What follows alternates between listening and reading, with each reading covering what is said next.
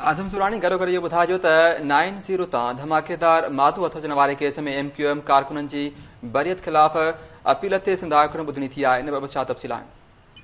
जी, Sindh high court जी appellate bench MQM जे मर्कज़ 9-0 तां धमाकेदार मादो ऐं गैर कानूनी हथियार रखण वारनि केसनि मां MQM जे 12 कारकुननि जी बरियत ख़िलाफ़ दाख़िल कयल अपीलूं ते जेको ख़ासि अदालत जो फ़ैसिले जी कापी ऐं हुन सां गॾु जेको ॿियो रिकॉर्ड आहे उहो तलब करे वरितो आहे।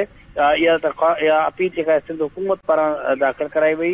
ख़ासि अदालत ॼाणायल 26 मां 12 ॼणनि खे बेॾोही करार ॾेई आज़ादु करण जो हुकुम ॾिनो, जंहिंजे ख़िलाफ़ जेको आहे सो सिंध हुकूमत सिंध हाई कोर्ट में अपील दाख़िल कई आहे। अदालत अपील जे दौरान केस जो रिकॉर्ड मातहत अदालत खां तलब कयो आहे। इन केस में मजमूई तौर 26 जवाबदार हुया।